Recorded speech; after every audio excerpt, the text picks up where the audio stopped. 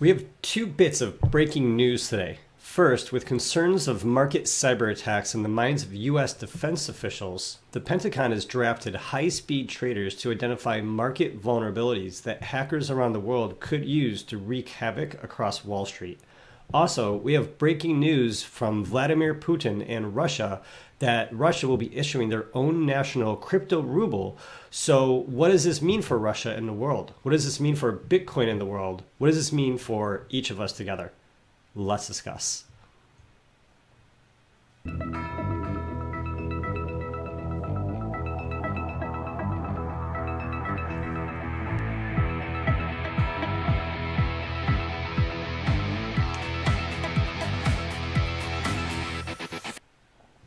Hey everybody, I'm Gary Palmer Jr., you're you, and together we are minting coins. So as you've noticed, we are back on the video. I have the face back on the screen as requested from a lot of people out there in the world. We have been fortunate enough to really been, I suppose, making some traction in the hearts and minds of everyone watching, and your heart and your mind, and people are coming back and engaging with the channel. It is really wonderful. With that being too, we've had some donations. We've had some members at mintingcoins.com. We've had some ICOs contact us about some sponsored videos, of which we're excited to bring to you, since that's going to help us support us and bring us information to you and to the world, since you know, it takes a lot of time and a lot of energy to make this a part-time job, and we'd really love to get to the point where we make this a full-time job. But today is Sunday, October 15th. We're going to be looking at the market and going over a couple major pieces of news breaking in the world today. So without further ado, let's take a look at what's going on in the market. Let's take a look at that news and let's discuss. All right, so starting over here very quickly at coinmarketcap.com, we are living in a world where there are over 1,170 different cryptocurrencies and a total market capitalization of $169 billion. We're definitely swelling up again. Past 24-hour trading volume, fairly healthy, relatively low at $4 billion, with the BTC dominance 54.2%. Bitcoin overall market capitalization has swelled up to over $90 billion, $91.8 billion almost. And past 24-hour trading volume, $1.8 billion. The current Bitcoin price is $5,500. And when we look at the market, here we see a lot of red across the board, a couple things that maybe aren't red, but by and large, it's still the same story that we've been seeing in the past couple weeks, where people are really purchasing into Bitcoin, likely because of the market factors, likely because of the Bitcoin gold factor, likely because of the confusion, uncertainty, and possible opportunities surrounding not just Bitcoin gold, but the SegWit 2X as well. You know, we've seen this number go up and down in terms of the Bitcoin dominance, and after these hard forks, a lot of people, I think we're all hearing, we're expecting to see this money funnel back into the altcoins. And I think it's going to be really interesting in terms of game theory to see who makes that move before the other people, because everyone has to be thinking the same thing, right? You know, day trading is not fun, and it's a good way to lose sleep and never sleep again. In terms of this Bitcoin price, we've had some, you know, major ups. We see that it is just accelerated, breaking past that $5,000 mark. I think we saw it as high as 5,800, maybe 5,800 plus. And since has dropped a little bit. There was a major sell, a little bit of market manipulation going out there, perhaps. And so we have this this little meme over here. You know, Bitcoin goes up $1,000 in 24 hours, and no one bats an eye. BTC goes down $200, and everyone loses their freaking minds, right? Yeah, the bad news really affects everyone a lot more. We pay attention to the bad news. We know the Bitcoin's going up. It's exciting. It's fun. But the bad news, the news that, you know, helps add or subtract that fear, uncertainty, and doubt is really what is gaining everyone's attention, especially in the mainstream. Not necessarily the people in the, you know, the crypto industry, but the mainstream out there, you know, Bitcoin goes up and they go, yeah, you know, might be a Ponzi scheme. Bitcoin goes down and they go, yeah, see, I told you it was a Ponzi scheme, right? And so it feeds into what the mainstream has been telling people for a long, long time. But as we're going to see in today's news, this may take a shift sooner than later. So let's take a look at our first piece of news, first piece of breaking news for this Sunday. So first we have coming out of Russia that Russia is going to be issuing their own crypto ruble. And so Russian President Vladimir Putin, according to this article coming out of cointelegraph.com, has officially stated that Russia will be issuing its own crypto ruble, which came out at a closed-door meeting in Moscow. And so this news broke through the Minister of Communication, and now everybody knows that Russia is going to be issuing the crypto ruble. This is brand new. We expected this. We expected different countries around the world to do this. We didn't know which country would be the first to issue its own state-backed, state-sponsored cryptocurrency, but it is here. It is now, and it's definitely interesting if you ask me. So let's get into some of the details because there's a couple really interesting points in this article. So according to the official, the state-issued cryptocurrency cannot be mined. So this is not going to be a mineable currency. And second, this will be issued and controlled and maintained only by the authorities, the central authorities, the authorities in Russia, who are going to be issuing these crypto rubles and, you know, giving people perhaps some of the benefits of a digital currency without any of the benefits of Bitcoin. But, you know, as people learn about crypto rubles, then this may pique their interest in learning more about Bitcoin and blockchain technology. The problem here is that we think the Bitcoin price and the overall crypto market is going to start to accelerate exponentially as it's been on that path from the get-go.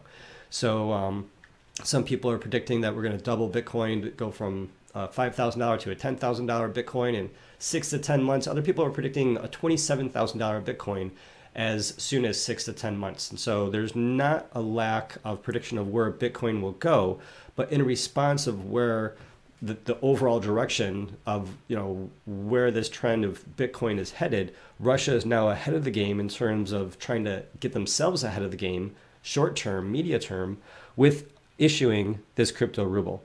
So something else here that made me laugh out loud is that these crypto rubles can be exchanged for regular rubles, and they can be done at any time. The part that made me laugh out loud was that if the holder of the crypto ruble is unable to explain where the crypto rubles come from, then a 13% tax will be levied.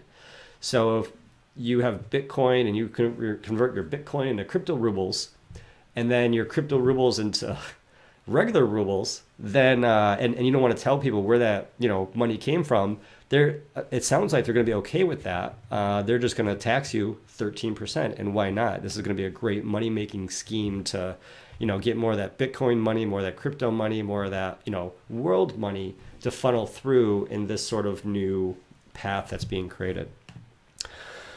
So the official goes on to say that I confidently declare that we will run crypto ruble for one simple reason. If we do not, then after 2 months, our neighbors in the Euro ASIC, is that how you say that? Euro ASEC? Will. So they wanted to get ahead of the transition. They feel very strongly, and they're saying that it's the number one reason, or the only reason, it's one simple reason, that they wanted to issue their cryptocurrency before other nations issued their cryptocurrencies. And is this a sign of things to come? Can we expect to see a Fed note or a Fen coin or a Euro note or a Euro coin? And what will be the sequence of events for people in those regions of the world to see those fiat cryptos come out? Fiat cryptos. Is that an oxymoron? Wow.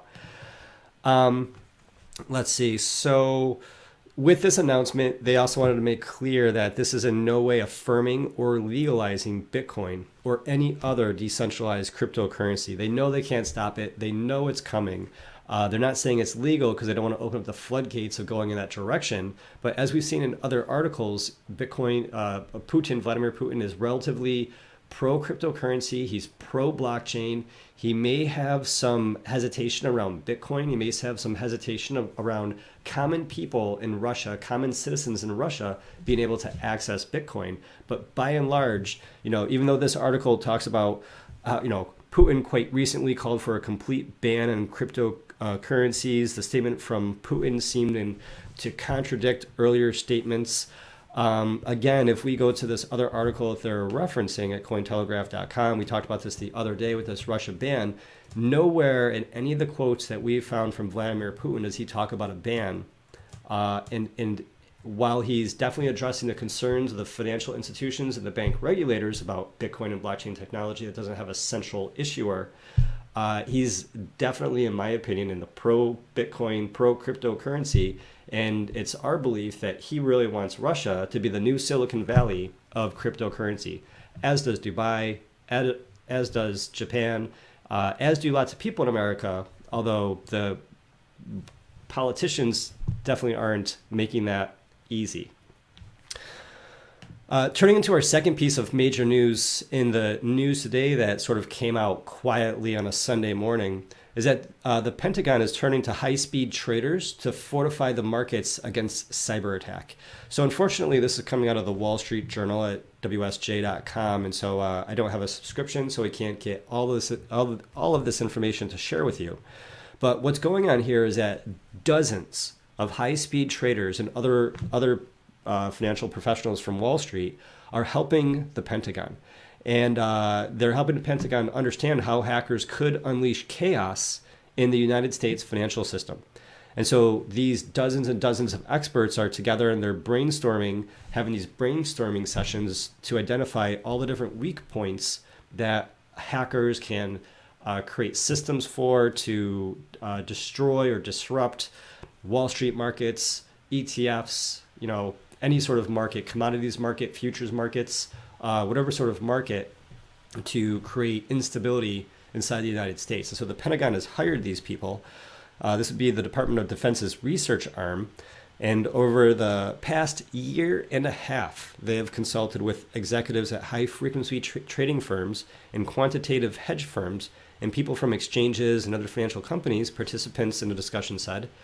And these officials described the effort by the Pentagon as an early-stage pilot project aimed at identifying these different market vulnerabilities. So it's really interesting that we're getting this news now that the Pentagon has been researching this for the past year and a half to understand all the different ways that this could happen. I think we've heard about in the past where we worry about hackers attacking the power grid or the water grid or nuclear computers, and not too often do we hear about hackers potentially hacking the financial system. But I think some people on YouTube have talked about it. I think some people on YouTube have talked about the potential of there being a banking virus someday, and then a banking virus happening on a Friday, banks shutting down on a Friday, and then having to reboot the system to get everything working again. If that sort of thing happened, that would cause a lot of disruption for the markets in the United States and across the world in relation to what's happening in the United States. So on one hand, we have Russia creating their own cryptocurrency. And on the other hand, in the United States, we have the United States preventing financial hackers and disruption of Wall Street. So with that, that's today's news. That's what's going on in the market. That's what's going on in the world. I'd love to know what it is that you think about this information. What do you think about the Pentagon researching the hackers and keeping America safe from financial disruption? And what do you think about Putin issuing their own crypto ruble and how that might affect the psychology of people in Russia in terms of having their Russian-backed version cryptocurrency or then getting into a Bitcoin-backed, decentralized, peer-to-peer blockchain technology. All right, like this video, subscribe if you haven't. Visit us on Minting Coins if you're one of the first 500 subscribers and would like a free membership. We'll be happy to upgrade you for free. Just contact us through the website. And we'll be creating more videos soon and bringing you more news, more information. So with that being said, thanks for showing around. And I'm glad that together we are minting coins.